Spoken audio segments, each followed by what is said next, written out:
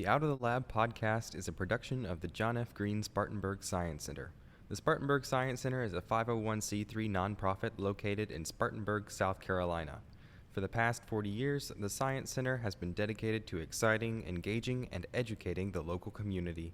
The Out of the Lab podcast was made possible by two grants, one from AFL for studio equipment and one from Contec Inc. for the studio space. The Out of the Lab podcast is hosted by me, Grayson McDowell, and I couldn't do it without the support of Mary Levins, Executive Director, and my friend Charlie Yang, who works behind the scenes. Most importantly, thank you for listening to the podcast and supporting STEM education.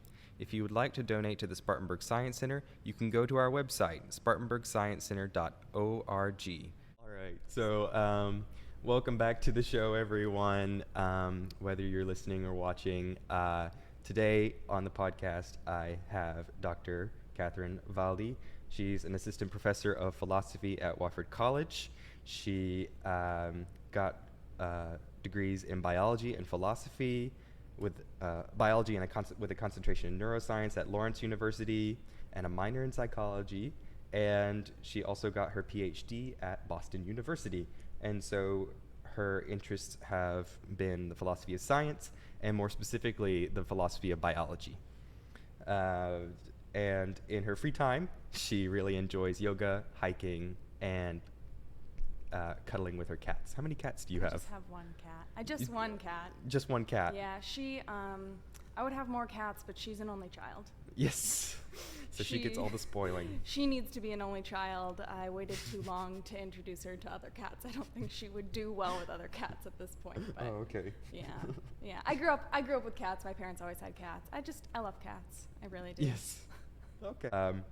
What got you interested in biology or philosophy? I think if I told this story on multiple days, you'd hear me give multiple different answers. Mm-hmm. I'm a really curious person. My predominant character trait might be just being curious about the world, and I've always sort of been that way. I love, when I was growing up, I loved being out in nature and catching frogs, and I always loved nonfiction science stuff. Like my whole life, I've loved to read sort of those like pop science books that they make, and I'm so grateful that people do. I just always loved that stuff. And also big questions about the universe, like what's outside the edge of the universe. I mean, that really boggled my 8-year-old brain. I think I spent a whole year on what's outside the edge of the universe when I was probably 8 to 9 years old. Wow. I couldn't get over it. It's like, but it's not empty. Emptiness is the anyway. I couldn't wrap my head around it. So I think in some ways I've just sort of always been interested in these things, and the academic interests just followed those curiosities. Mm-hmm. Like the places where I could go to get those kinds of questions answered were the places that I grew academic interests. Yeah, I mean it's good advice really for anyone who's looking for a sort of career field. If you follow your interest, then maybe it doesn't seem so much like work, or maybe the work seems worth it. There will always be times it feels like work does feel like work sometimes. Mm-hmm. But that's definitely a thing that I have done and taken very seriously in my life is doing things that I'm curious about. It's easy because I'm curious about anything. I think that's a huge reason why I'm a philosopher and not a scientist, is because it allows my interests to stay wide in a way that being a practicing scientist does not. You have to specialize in being in a lab. I worked in a lab. Is really cool, but you're answering one very tiny, very specific, very, very specific question, and how it is connected to these larger issues about, the nature of life and consciousness and the universe. Like, they become very difficult to see in the day-to-day sort of monotony of what you do, and that was difficult for me.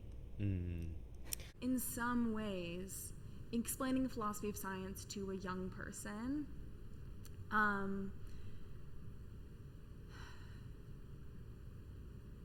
and in some ways, I think it's really difficult, and in other ways, I think it's really easy. So, it's really difficult in the sense of you have to know something about science. And you have to know some things about how science works and the history of science before you get to questions about how it works. But I think in other ways, the way that younger people are sort of naturally curious and they don't necessarily always buy the way that science is taught to them or they receive scientific information, well, that's already philosophy of science. When you're like, I had this experience a bunch in high school chemistry because my labs never worked the way that they said they were going to in the book, like 0% of the time, 0% of the time. But of course I did not disprove the ideal gas law. I did not I didn't do any of those things. It was my fault, right? It was my user error. I was not I got better, I swear it. I never got great at chemistry labs, but it was me. But when you have those sorts of experiences and you're questioning the sort of relationship between experiment and knowledge, it's supposed to be so easy that you just do, but you sort of see this reality of what does an experiment really look like? Really, really, in the world, because we are messy creatures, like very messy creatures. And how do we actually get from this thing that we did? I'm envisioning myself with the little crucible sitting in my high school lab, and then I broke the crucible, of course. Yeah, I know, because those are an expensive lab tool. Anyway, of course I did. You're sitting there and you're thinking, how is this how we get to the truths of the universe? I'm mixing these weird substances together. How do we know that there are elements? Because I see this precipitate forming, the inferences, I think in some ways, the questions that you have when you're doing those sorts of things in high school and probably even middle school, they really are philosophical questions. We just don't acknowledge that always in young people. We just want them to sort of memorize the thing and learn to do it right. Yeah, I mean, this is maybe the nicest thing I can say, but because I've had this experience too, but I mean this in the nicest way possible. I think we both really annoyed our high school teachers. Oh, I think part of why I'm a scientist I'm a philosopher is that in college, in my labs, they were like, I was just asking such annoying questions, and they were like, there's a discipline for you.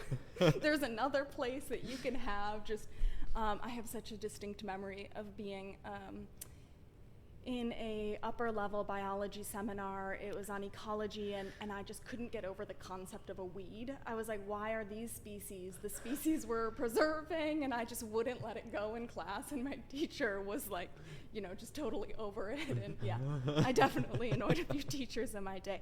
But that, as a teacher now, I will say, I love, be annoying, go for it. It's not that I never experience being annoyed, but I love seeing students who are invested, Yeah. It means you care, so be annoying, Be annoying. That's the takeaway, kids. Be annoying to your science teachers. And know that deep down that they do, know that, you probably did annoy them, but deep down they see that that's valuable, the value in all those questions, and that's how you get to be. Well, maybe I'm just overglorifying my own annoyingness. I think I think that all scientists, all the people, they were annoying at some point. They were so curious about something that they couldn't let it go. Yeah. Which was probably annoying. If not to a teacher, probably to a friend or a parent or a loved one of some kind. All right. Well, these big questions seem to be driving people to go into the sciences. I mean, so it always seems like these big questions are always in the back of scientists' minds, but almost in our culture, they decide to go into the science because it seems like it's more reliable, tangible, that sort of thing, as opposed to philosophy. Yeah.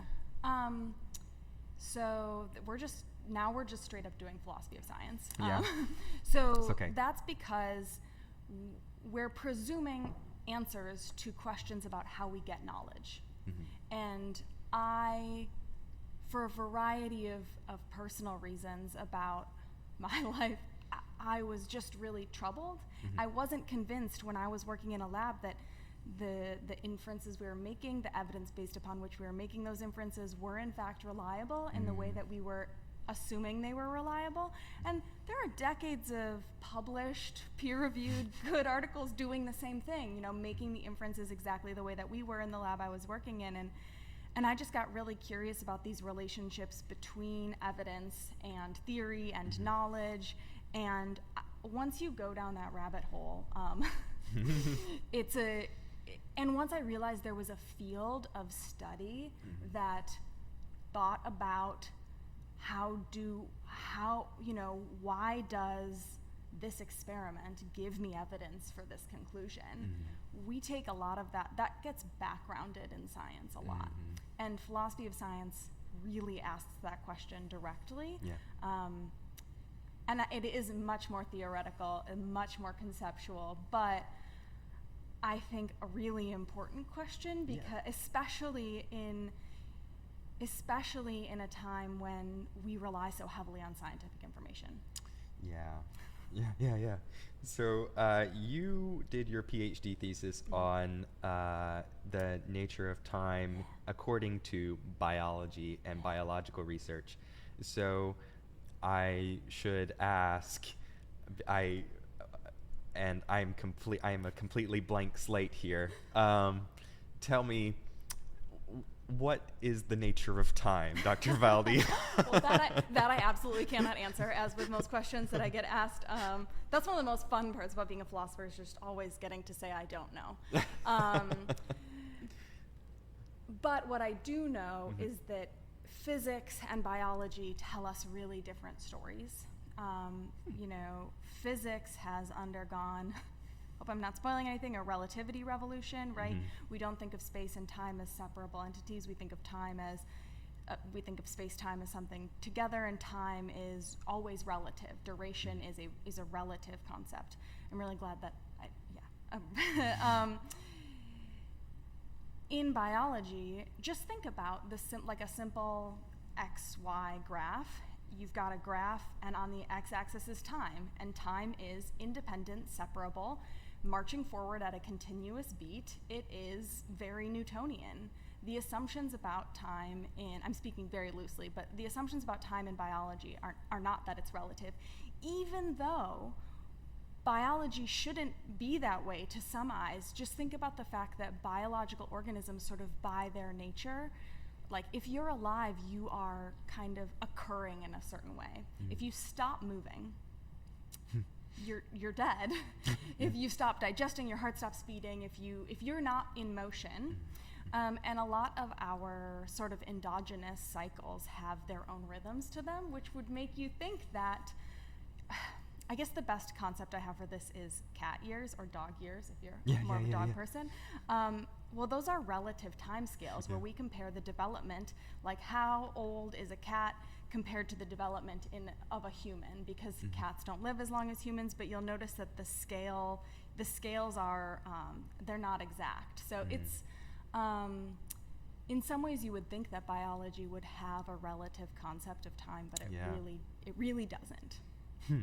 Yes. That's interesting. Okay, so just to maybe unpack that a little bit. So it's so Isaac Newton, guy who started modern physics, he sort of assumed that that time was universal and fixed, and if you're in the Andromeda galaxy and I'm here, then you and I can agree that it takes 5 seconds to fill up this cup of water or something. But Einstein came along, and it was I think it was someone before Einstein, but he definitely revolutionized the way we think about time. And he basically said that there's no universal ruler for time, no universal stopwatch. It's not a metronome. Time is not this independent thing that's just continuously beating no matter what happens in the universe. It's not just independent and out there and sort of like clicking along at this rate. It's relative to how fast you're traveling, all sorts of different things, which I think is still, despite how long that concept has been around, not necessarily a part of our everyday lives, and it can be really difficult to sort of wrap your head around, but it is what underlies most of our sort of modern understanding of the universe and how it works. And so it's very interesting to me that this concept of time has not sort of made its way over to biology. Yeah, I know. It's I mean, just for the listeners too, I mean, like, general relativity is also used for, and this concept of the relativity of time is also used with GPS satellites, for example, as they orbit the Earth. I think they actually experience a little bit less time, and so they have to add some code that actually adjusts the time. That's a great point. Yeah, so it's not theoretical at all. It affects it affects GPSs and everything, our phones which use GPSs, so it affects our everyday lives in a sense. So yeah, it is surprising though that you have these two fields of science that have completely different findings on time. Well, I wouldn't say findings. I would say biologists' background time. They don't think about it as the same way that physicists think about time as an objective study. Yes, that's better. Right? They just think about time as this thing that's occurring in the background. I think there's probably something really interesting to be learned. I mean, the Nobel Prize in Medicine and Physiology went to some researchers, I think in 2018. Not positive it was 2018. It's okay. To some researchers doing circadian rhythm stuff, which is all about like the sort of internal timescales of biological organisms. And I think there's probably a lot to be learned in biology if we sort of consider time, if we think about time maybe as something to be looked at directly rather than just the assumption that it's a metronome beating in the background and we don't have to sort of put it back into the research. That's so cool though. I mean, I could talk, as I don't know why, but I like talking about clocks though. And yeah, so it's like we're talking about here with the circadian rhythm is sort of like a biological clock. And a clock could be something as simple as, the time it takes for the Earth to revolve around the sun, or like the time it takes for some cyclical, like, biological process to take place. The one we're most familiar with, or maybe this is just me personally, but is like a woman's monthly cycle, but also most organisms have a 24-ish hour endogenous hormone cycle. We have annual, like, different organisms that migrate, organisms that sort of pay attention to different cycles, and they don't necessarily pick up those signals externally. They monitor them internally with sort of maybe hormone cycles or a variety of different. That's what you study when you study a circadian rhythm, is like what is the internal mechanism that is sort of driving this cyclical, and like how does it work? Yeah. So I have to ask, because I'm curious too, has your research, anything you've written, has it influenced how science is practiced in the lab? No? I don't think so. No? Okay. Well, I was just curious. I am really, it's not that philosophy of science, I sort of think, never has an influence in the lab or in the practice of science. I am interested in this communication aspect between philosophy of science and science. I don't think it's through the sort of traditional mechanisms of the academic world publishing them. We have journals. We have the Philosophy of Science journal. There are Philosophy of Biology. We have the journals, and in our world they're very prestigious, and I read them, and but they don't really get read as much by scientists. You get some scientists showing up at our conferences, which is amazing and really exciting, but I think it really has to be done on personal relationships. The most impact I've ever felt is when I have actual conversations with actual people who are doing actual things in their world, and they can understand that I'm not threatening. I think it comes off as threatening to the sciences to question the sort of fundamental ways we get knowledge. It just comes off as not a friendly thing, not a, hey, how could we do this better? It comes off a different way, especially in print. So I'm really interested in the sort of relationship building aspects of how do you work together? Or in my world, I mean, I see my teaching as a way that I do this. I don't think that most people should be professional philosophers necessarily. It's a great gig, but I don't think that we need loads and loads of them. I hope that a lot of people that I teach will go on to be scientists, and more thoughtful scientists with a background, in the philosophy of science. They understand and can question and can maybe do some of this work themselves. No, that's very aspirational and a dream, but. No, that's great. It's great.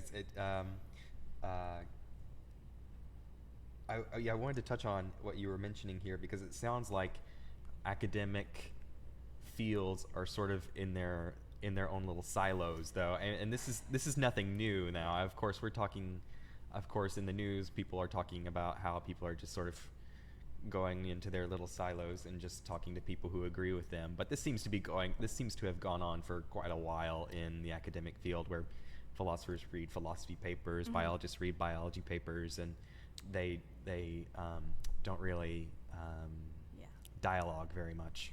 Yeah, I don't love that. Clearly who I am is a person who sits at the intersection of disciplines, Mm-hmm. and I really like to be that way, and I'm very grateful to exist in a world that we're not there yet, but the Academy is interested in changing some of this. I think that there's a lot of lip service to interdisciplinary work, but it's really, really hard to truly be interdisciplinary. There are becoming more and more opportunities. I know of postdocs for philosophers of science in labs where they get to go and be, so there's more and more opportunity, and I hope that keeps going. I think it's really good for us Mm-hmm. to all talk to each other, and not just philosophers and scientists, but, across the Academy. I mean, we all have things to learn from each other. And the divisions are artificial to begin with. Maybe this is a really good thing. I'm a philosopher of science for sure. I'm not a historian, but history and philosophy of science is one thing, because you can't. We've already talked about the history of science in a 20-minute conversation Mm-hmm. about philosophy of science. Understanding history, because we often think of nuggets of scientific knowledge as if they just appeared before us fully formed, but they Mm-hmm. were developed in a history, in a context, by people with social context and all this stuff. So I think that relationship between history and philosophy of science and science itself, I think science should teach more history. I think it would be really cool to see how, because it becomes more obvious when you study the history of science, how things we thought we had really good evidence for were totally overturned, and how there is a change in science, and that's okay. It's not bad. It's the progress of the enterprise. Yeah, it's really good. I've made a note here that says humanities and sciences. Mm-hmm. So I was thinking there could be some young people out there who feel like they're sort of torn between the humanities and Mm-hmm. sciences, and with the world we live in, a lot of people think that they have to specialize, or maybe they do have to specialize. And you've already hinted at the fact that you think the humanities and the sciences are pretty artificial. Yeah. They're artificially Yeah. divided. What kind of advice might you give to someone who is interested, maybe torn between the humanities and the sciences? Do it all. Good. But seriously, I mean, there are the wish I could.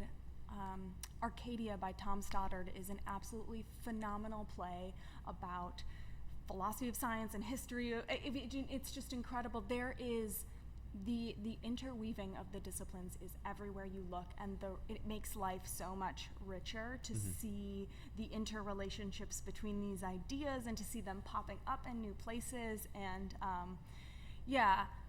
it should be fairly obvious from my background that that's what I'm going to say. I had about as diverse an array of undergraduate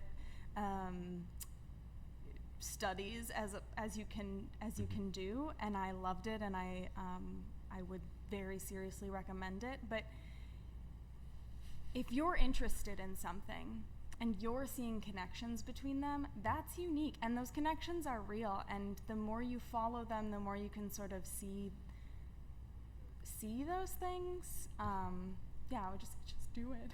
Yeah. No one thought I was going to use my philosophy major. When I was a biology major with a concentration in neuroscience and I was working in a neuropharmacology lab, nobody in my life thought that I was going to use my philosophy degree, and it is the degree that I use. Yeah.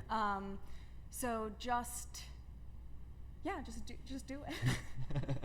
You can be, you can be a chemistry major and a theater major. You can do all those things together. And my mom is also, my mom is a high school teacher, but she taught math and science largely.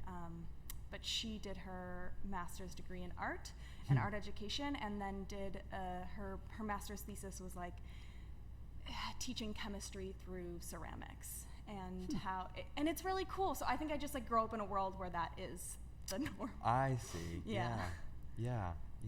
I guess, I've been at Wofford for like 2 years maybe, so the liberal arts, when I first heard about it, was pretty revolutionary, but I just wanted to tell people, in case they've never heard of it before, liberal arts colleges are the way to go. Yeah. So that's why you'll probably see quite a few Wofford professors on this show. So do it all. Okay, duly noted. Let me see.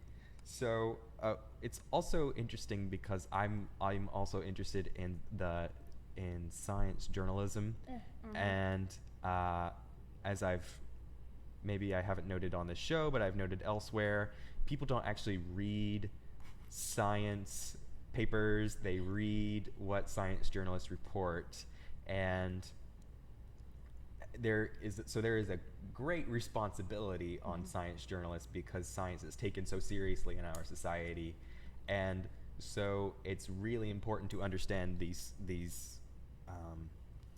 connections between humanities and the sciences when we talk about that. So I was thinking maybe we could talk about science as mythology. This is something that we talked about in your class. I took your class, Minds, Bodies, and Selves, where we're talking about the relationship between the mind and the body, and mental illness, and what's the nature of mental illness, and this notion of a self, what relationship it has between the mind and the body. And this idea that science is not only a field, a discipline, it's also in our culture become what you might call a mythology, which doesn't mean that it's wrong. It just means that it's sort of meaning giving. Yeah, so I think mythology, obviously the author who used that word that we're talking about, it was partially tongue-in-cheek, right? So there's a sense in which you're pointing out, but it doesn't have to be wrong.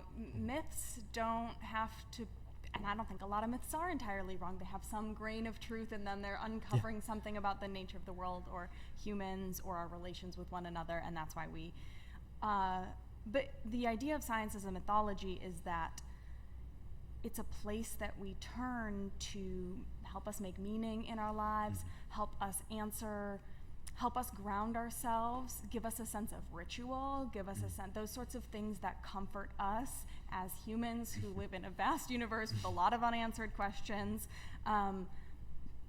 When that becomes like too much or too scary or too overwhelming, how do we make meaning out of those? For a long time, those were myths or religion, but I think if you look around the world today, I observe a lot of people using science for those purposes. So when people, when my students feel overwhelmed about what do they do with their lives, what kind of career do I want, they'll do something like a Myers-Briggs personality test, which is a scientifically validated, right?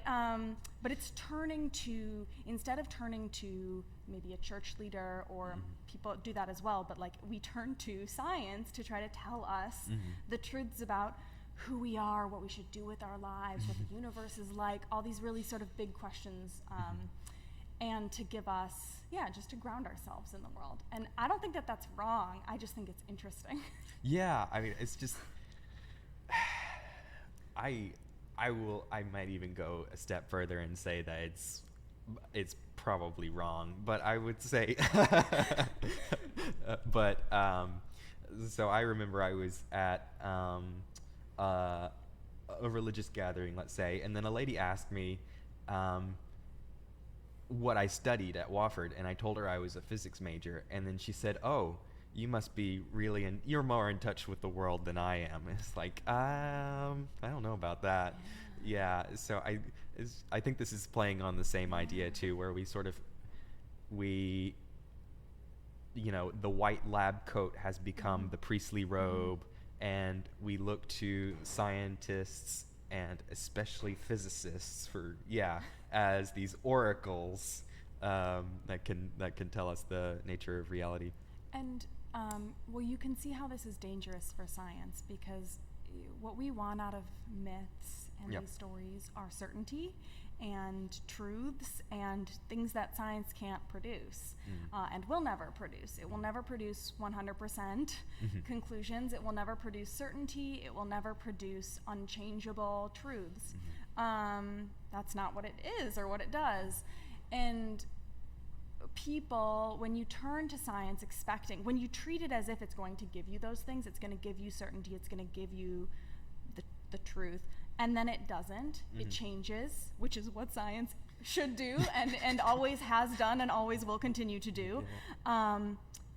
People are upset as if science failed and if science isn't what they thought it was, and that's dangerous because that is how you get a failure of public trust in science and public trust, and that is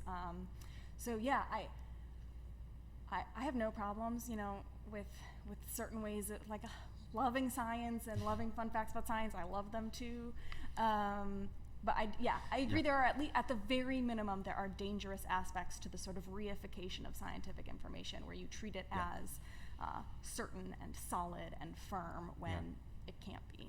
Yeah, I mean, this is almost, we're almost talking about recent events here, because a lot of people had the same reaction when the government at the federal and state level would change regulations surrounding COVID-19, would recommend different protocols, and it's because the science was still evolving, and so a lot of people lost their faith and lost their trust in the government, which was following the bureaucracy, which was following the science.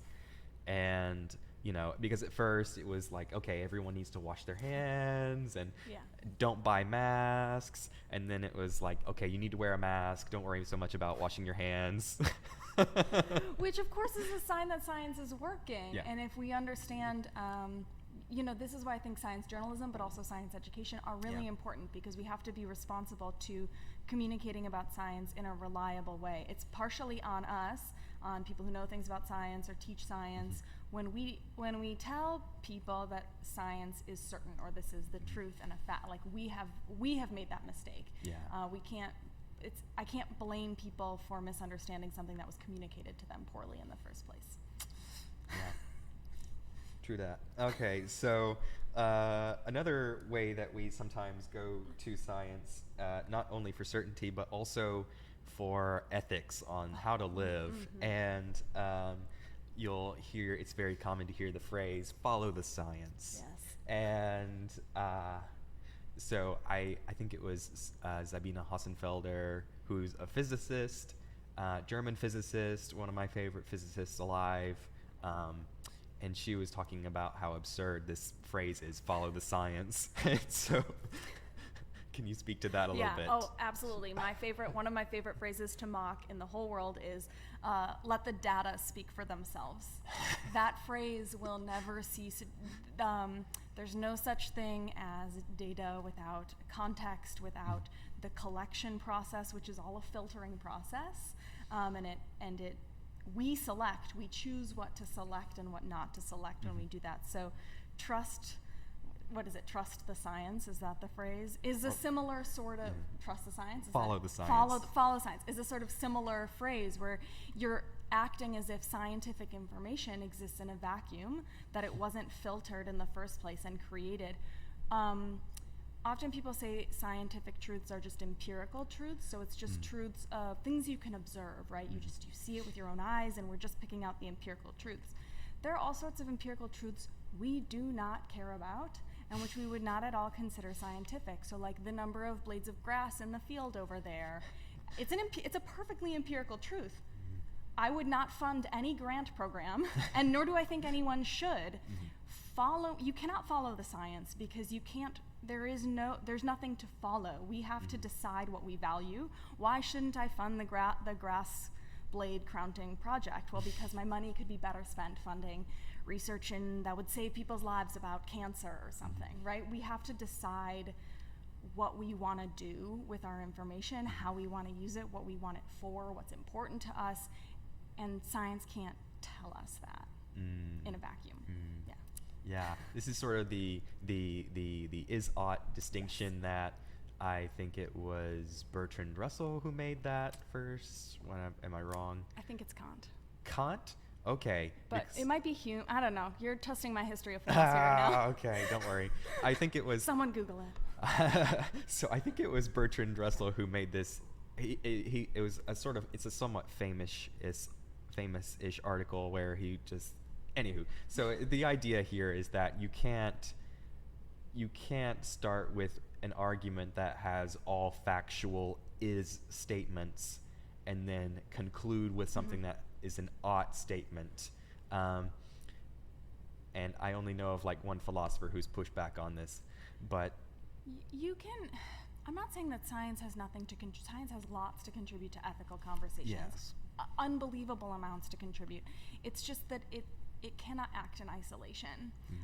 You have to decide something about what you value and what you want to do that will not be contributed by an is statement. Yeah. The is-ought distinction is very helpful. Yeah. What is the case is not a guide to what ought to be the case. Yeah. So this gets to claim that some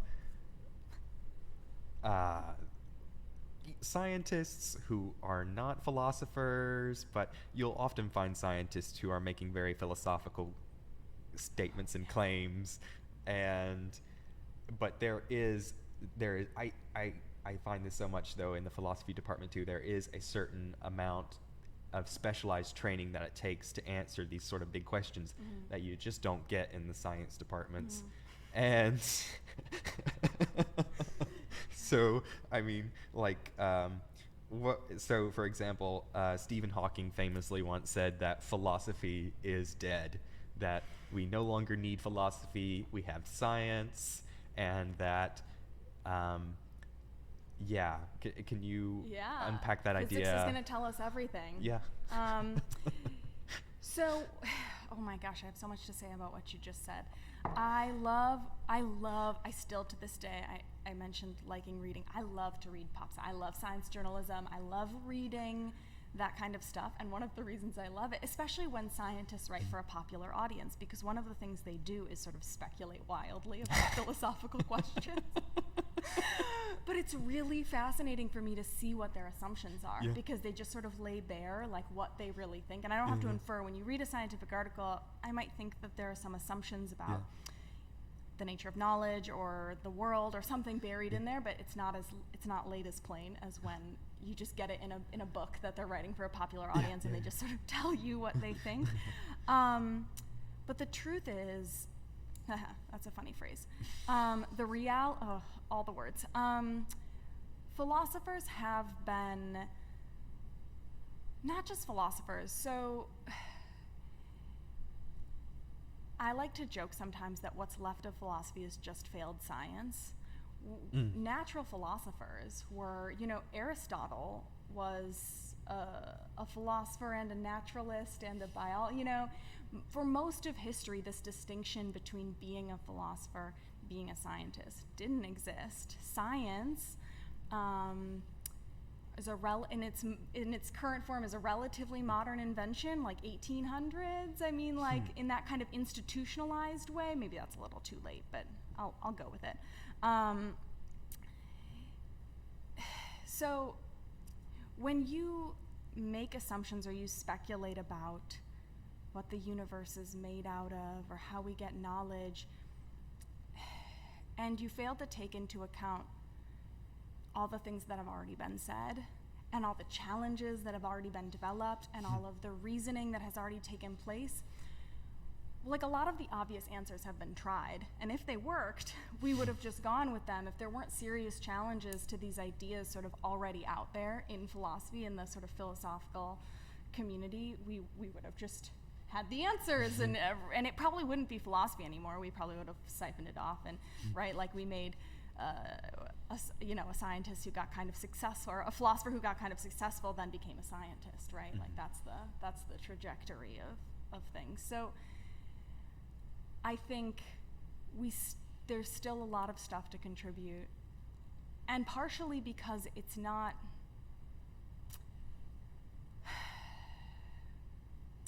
When I was young, one of the things that really motivated me was I thought I was going to get all the answers. I think maybe other people do too. I really wanted them. I wanted them so desperately. Like I was so motivated. I was studying everything. Like I wanted to understand human nature and the universe and how life worked. And I was just going to read all the books. And I thought that someone had them somewhere for me. Like the answers had been hidden and I was going to find them, or I was going to read enough, and that knowledge had this sort of upward trajectory. Like we were just proceeding towards, I don't know, like knowing how the universe worked. And I'm not that much older now, but I'm moderately older. And the older I get, the more I work through things and read, the more I just see it circling.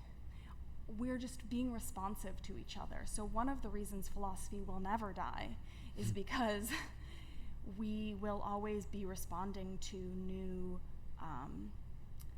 the presence of new ideologies developing in our communities, the presence of new ways of getting knowledge. Like all of these new challenges that continue to present will mean that old ideas become relevant again, things that we haven't thought about for, that weren't as interesting or prominent for hundreds of years, all of a sudden become really pressing questions in our society as we sort of cycle around different ideas and trying to make things better. And it's not linear. Or at least I don't think it's linear anymore. I think we are just being responsive to one another in our contexts. And that means that what I say to you here isn't ultimate. It's what makes sense given the context that I'm in, given everything that I've been through. What does it make sense to communicate here and now? And it will not, maybe in 50 years it looks really dumb, but maybe in 200 years it looks wise again. Wow. That's nice. Wow. Okay. I've never thought of it. That's something. I mean, could you maybe give an example, or because it seems like you're saying that there are just some questions that just keep coming back. And most people would say, well, that's just because science hasn't answered them yet. But that's not quite what you're saying. Yeah. Well, people will say, that's what people would say back to me. Yeah. Which is such a funny response. It's a promise. It's like we haven't done it yet, but we promise that we will. And science has achieved a lot, and it is an incredible enterprise, but it has never done that. Yeah. So there's no inductive inference that I should make based on evidence. Like, what's the inference you're asking me to make that it's going to do something that it's never achieved? And every time science has achieved something, there have been new questions, new unanswered challenges, right? Like it's never been, I am unconvinced by that sort of promise that everyone wants to make, that science will someday achieve the thing. Now, I think it might be very motivational for people who are working in a lab to believe that, and sometimes I question the extent to which the lessons are all, I don't think I need a practicing physicist to believe that they're never going to do it. Like, it might be motivational. If you thought you were never going to, if Stephen Hawking didn't believe he was really going to unlock the theory of everything and explain the entire universe in one beautiful, elegant, unified theory, would he have done all the amazing things that he did? Maybe not. So maybe he needed to, like, as like a psychological, like a motivational tactic to believe something, even if it was sort of philosophically not the most responsible belief. Maybe that's true. But so I don't know that I have an example of a perennially cycling question, but one thing that has become sort of prominent again in the philosophy of biology community is this idea of the nature of life as a process rather than as an entity with sort of fixed properties. And, I mean, like, you can think of biological organisms, and we do, as sort of having essences. Their essences are in their DNA, and their DNA make them the kind of being that they are, and it is sort of like what makes that lineage what it is. Like, that kind of species has this kind of DNA. But if you zoom out, of course, DNA is changing. I mean, evolution, and that species had a beginning point and will have an end point. Sorry, humans. But this idea, this tension between entity and process, I mean, this debate has been played out in physics. I mean, but if you look back, I was just reading the Nagarjuna, The Fundamental Wisdom of the Middle Way, which is an ancient Buddhist text, and this idea is in that book. So these ideas about, are things objects and entities, or are they processes, or are they, like, these questions about the nature of the universe and how we know things, and they all just sort of, if you look at them right, they're there all the time. Okay, all right. Let me see. I should clarify, because it seems like a lot of what we're saying here is very critical of science, but we are fans of science, okay? Big fan. Big fan. Huge fan. This is what I already said to you. It feels critical, but it's not. I am hugely invested in making science the best that it can be. Yeah. I do think that it's the best route that we have currently available to us as humans on this planet. Route as in way of getting knowledge? Yeah, way of getting knowledge. Okay. Way of making our lives easier and better, and I'm a big fan of modern medicine. Yeah. The idea, I once got in a fight with an uncle of mine about whether or not it would have been better to live, like, I don't know, it was some number of hundreds of years ago. And I was like, there were no antibiotics. There was no, like, flushing toilets. Like, the things that we have, which are all attributable to science, GPS, love GPS, all that stuff. I'm a huge fan of, but that doesn't, there are also stories of science going awry and stories of things not going so well, both in terms of knowledge, but also ethically. And so I think it's important